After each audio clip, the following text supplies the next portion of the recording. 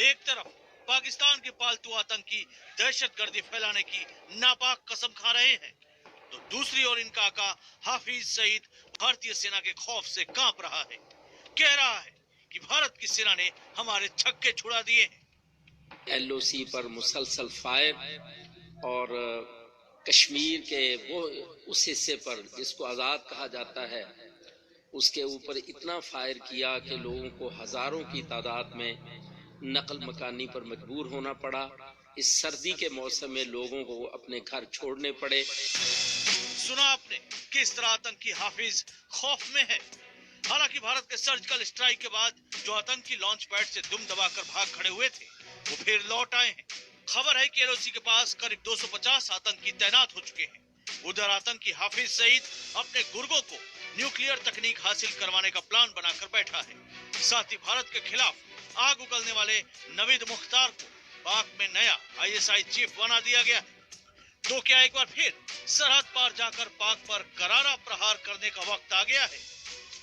विश्व में दो रोग स्टेट्स हैं, एक नॉर्थ कोरिया और दूसरा पाकिस्तान जो है। पाकिस्तान के आतंकवादियों की हमेशा कोशिश हुई है कि जो बड़े पैमाने पर पाकिस्तान के पास न्यूक्लियर वेपन्स है, खास करके जो टैक्टिकल न्यूक्लियर वेपन्स है, उनको हथिया लें।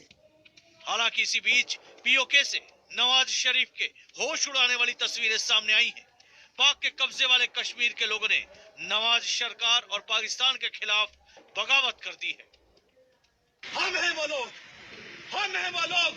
जिन्होंने कुर्बानी दी है और हम अपनी कुर्बानियों के सिला में पूछते हैं।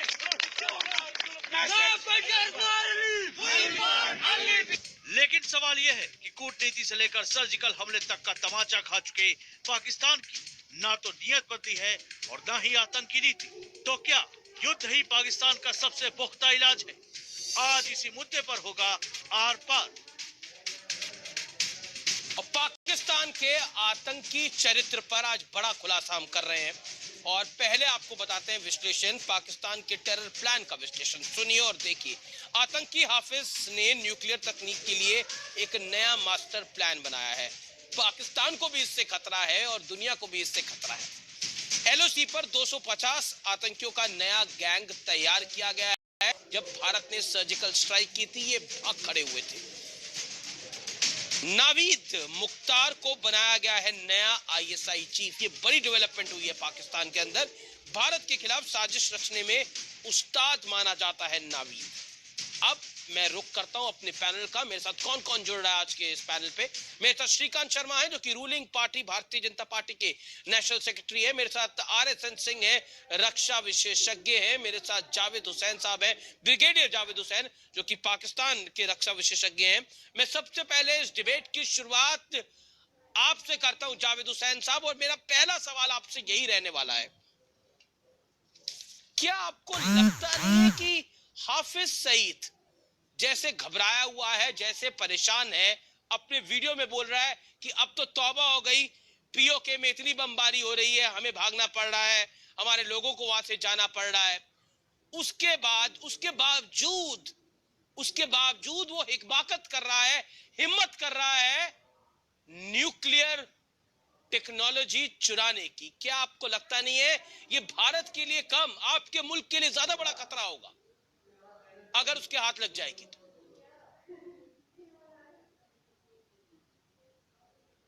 ये आप कैसी बातें कर रहे हैं भाई? आपको ये किसने बहका दिया है कि वो न्यूक्लियर टेक्नोलॉजी को चोरी करेगा, ये करेगा, वो करेगा? कुछ नहीं करेगा वो। उसके ऊपर पाबंदी लग गई है। ना सिर्फ उस पे बल्कि उस जैसे जो बैंड आउटफिट्स हैं उनके ऊपर पाबंदी लग गई है। ये मैंने कल भी कहा था आपके दूसरे प्रोग्राम में। वो पाबंदी ये है कि वो कोई ऐसी हरकत नहीं करेंगे जिससे कि पाकिस्तान का नेशनल इंटरेस्ट जो है वो डैमेज हो। अगर कुछ ऐसी उन्होंने हरकत की तो उनके खिलाफ बहुत सख्त एक्शन लिया जाएगा। आपने क्या कार्रवाई कर ली जावेद साहब? अभी तक आपने क्या कार्रवाई कर ली? हाफिज सईद पे आपने क्या कार्रवाई कर ली? अच्छा, आप अगर आपको लगता है कि हमारी जानकारी गलत है, हाफिज सईद का ये वीडियो अपना अखबार डॉन ही उठा लीजिए, अपने न्यूज़पेपर्स ही उठा लीजिए, वो क्या लिख रहे हैं?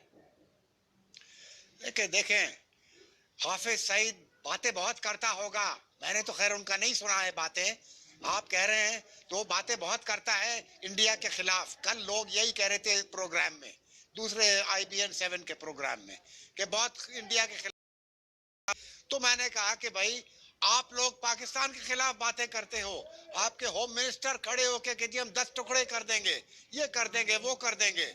हाफिज सईद अगर वो करता है तो उसका यहाँ पर भी तो आपके पास यही आप लोगों की प्रॉब्लम है, यही आप लोगों की प्रॉब्लम है कि आप समझते नहीं है कि कौन आपके लिए खतरनाक है। आप ओसामा बिन लादेन को भी अपना दोस्त मानते थे, आपके तो आप ओसामा बिन लादेन को भी अपना दोस्त मानते थे।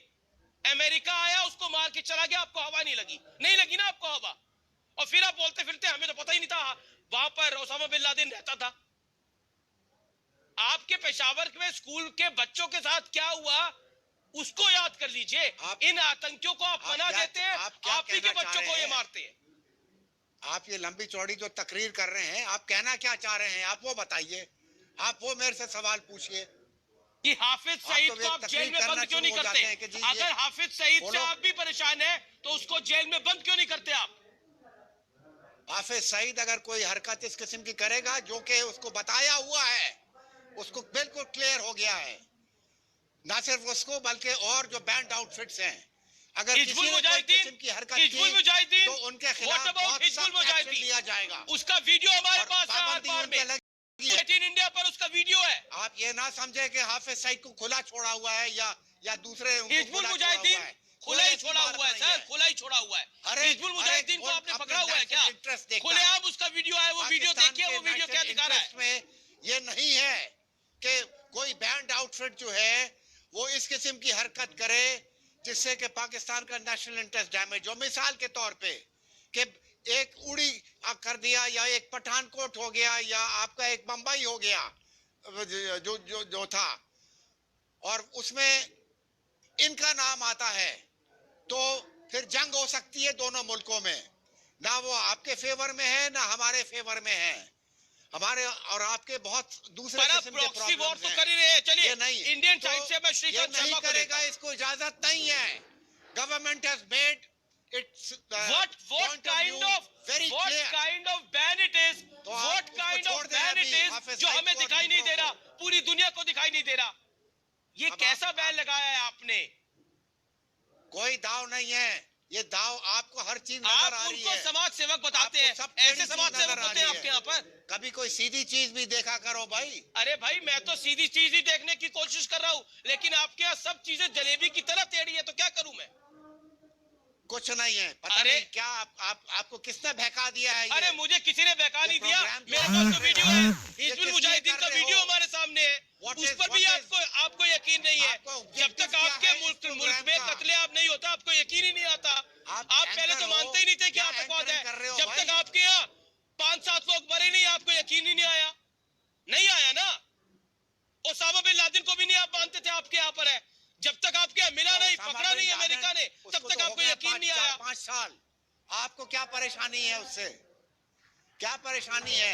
आप बिल्कुल आप ओके श्रीकांत शर्मा आना चाहते हैं। Shrikant Sharma your respond. 5-6 साल हो गए हैं उसको, वो अभी तक आपको उसका डर है कि वो आ जाएगा, और भाई उसको भूल जाओ। स्टार्ट। ओके श्रीकांत शर्मा, उसकी डर किसको किसका है उसका जवाब आपको मिलेगा जनाब। उसकी असलियत है, वो असलियत आएगी। जावेद हुसैन आपने अपनी बात कह ली। Shrikant Sharma okay Indian side से श्रीकांत शर्मा रिप्लाई करेंगे। Shrikant go ahead. और क्यों हुआ था? अमीश जी, एक तो आतंकवाद किसी का सगा नहीं है, चाहे वो पाकिस्तान हो चाहे दुनिया का कोई भी मुल्क हो। जिन जिन लोगों ने आतंकवादियों को पनाह दी है उन मुल्कों को तबाह करने का काम आतंकवादियों ने किया है। और आपने एक बहुत अच्छी बात कही, हमारे पाकिस्तान के मित्र को बताया कि ये किसी के सगे नहीं है। आर्मी के स्कूल तक को इन्होंने नहीं बख्शा। और पाकिस्तान का जो आवाम है, मैं मानता हूं कि बड़ी तादाद में लोग इन आतंकवादी संगठनों से मुक्ति चाहते हैं, लेकिन दुर्भाग्य से पाकिस्तान की फौज में इन आतंकवादियों के आका बैठे हैं। पाकिस्तानी फौज में आतंकवादियों के जो आका हैं एक पैरेलल पाकिस्तान में इकॉनमी चलाते हैं। पाकिस्तान में गरीब जो है और गरीब होता चला जा रहा है, लेकिन ये जो सेना के अंदर पाकिस्तानी सेना के जो लोग हैं, इनके देखिए इनके कितने बड़े बड़े बंगले हैं, ये मैक्सिमम जो जनरल्स हैं ये बाहर लंदन में विदेशों में इनकी अपनी संपत्तियां हैं। तो पाकिस्तान के मुल्क के साथ पाकिस्तान की सेना का कोई दूर दूर तक सरोकार नहीं है। ये अपनी सिर्फ पॉकेट कैसे भरी जाए उसके लिए पाकिस्तान को जितना बर्बाद होना है बर्बाद करते दो।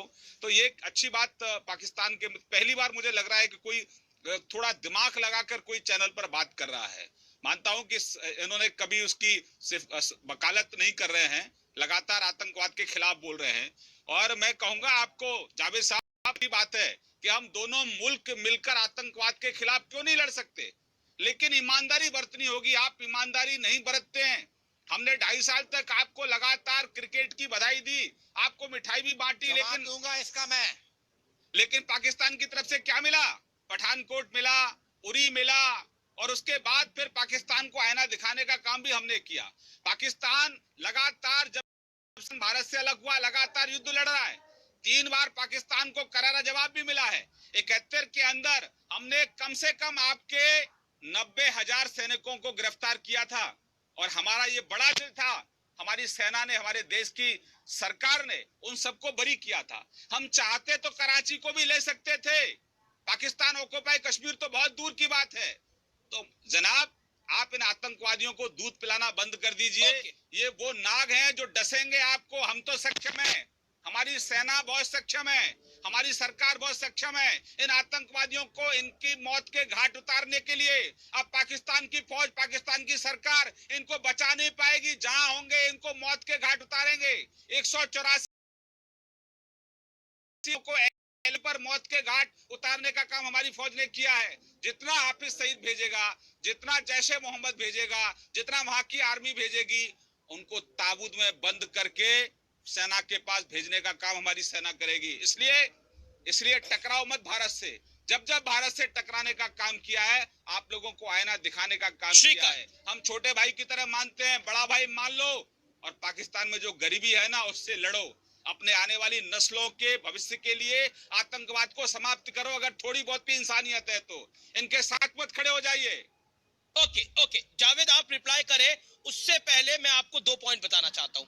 आप बार बार कह रहे हैं कि हाफिज सईद के पास एटमी प्लान कैसे पहुंच जाएगा, आप बताइए। मैं आपको बताता हूं हाफिज सईद ने क्या प्लान तैयार किया है।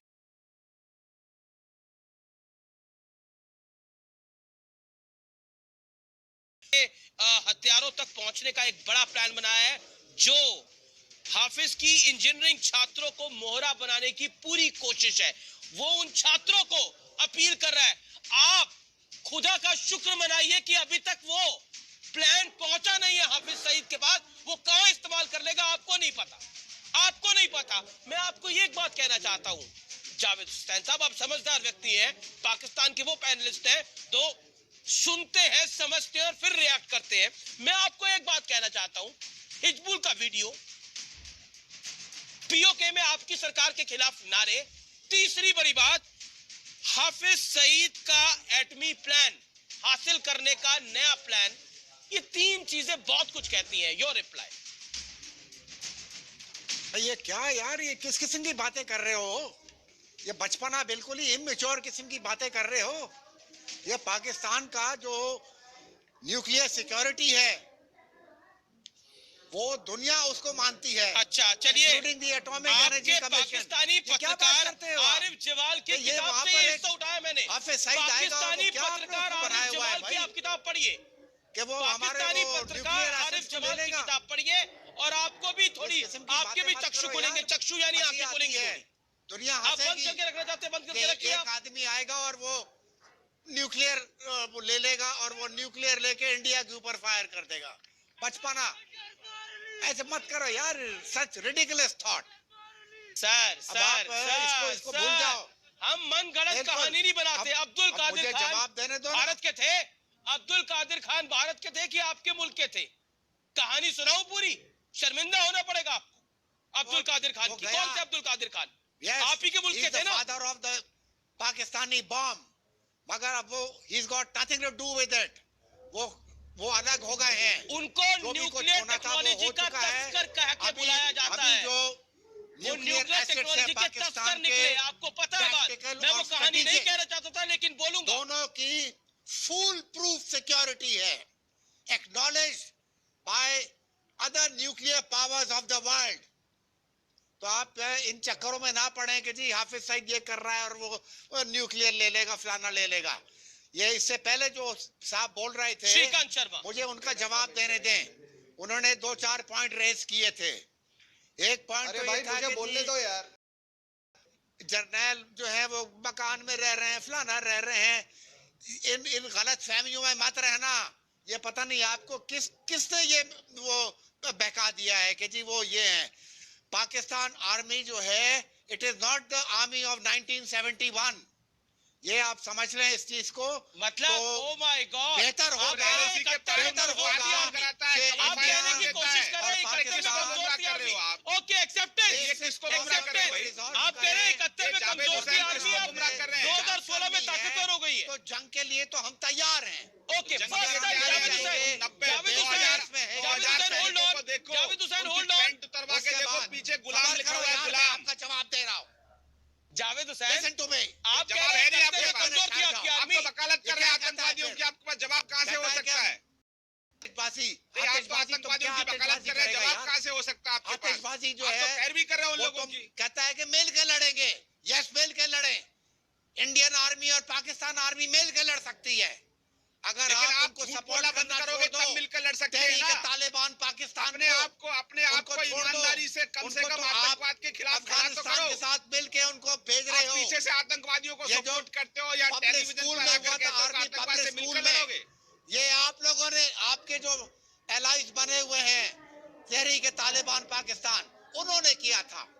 उसके बाद बलोचिस्तान में कोशिश की आपने।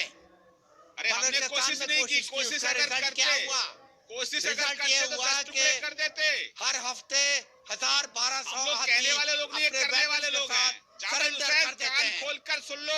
आप समझ जावेद गए? हुसैन, कान खोलकर सुन लो। अपनी आंखें और अगर आप कान भारत आप के खोलो। साथ पंगा लिया, भारत के साथ पंगा लेने की कोशिश की तो 10 टुकड़े होंगे, 10 टुकड़े होंगे, ध्यान रख लो। तुम 10 टुकड़े इसलिए करोगे, सीमा के मैं अंदर 20 रहो। टुकड़े तुमको बताता हूं आतंकवादियों हम को कैसे बरगलाना करेंगे। बंद कर दो। ओके, तुम समझ गए हो? शेल्टर मत दो आतंकवादियों को। ओके, श्रीकांत, आप अपनी बात करिए। North eastern Javed state, Hussain, अब मैं इंडियन आर्मी के, मेरे साथ रिटायर्ड कर्नल हैं RSN सिंह साहब, उनका रुख करता हूँ। RSN, जावेद हुसैन साहब कह रहे हैं कि आतंकवाद के खिलाफ भारत की और पाकिस्तान की सेना मिलकर लड़ सकती है। ऐसा हो सकता है? इनकी सेना तो प्रोत्साहन देती है आतंकवादियों को और हमारी सेना तो मार गिराती है। हिजबुल का लेटेस्ट वीडियो यही कुछ कहता है।